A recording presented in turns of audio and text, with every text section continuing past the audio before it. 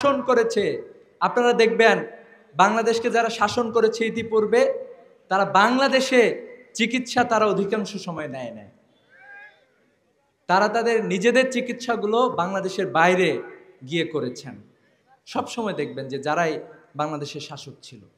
কিন্তু আপনারা দেখে থাকবেন যে বাংলাদেশের একজন ডক্টর শফিকুর রহমান, যিনি তার গুরুত্বপূর্ণ একটি অপারেশন, খুবই সেন্সিটিভ একটি অপারেশন, তিনি বলেছেন যে আমার অপারেশন আমি এই বাংলাদেশেই করব।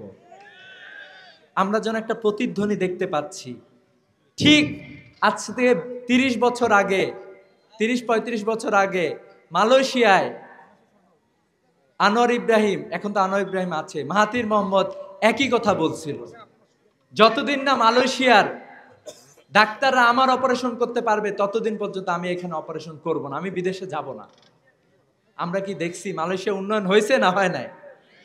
হয়েছে। তার মানে আমাদেরও সম্ভাবনা আছে, আমাদের নেতা আছে, আমাদেরকে ভীষণ দেখাচ্ছেন। আমরা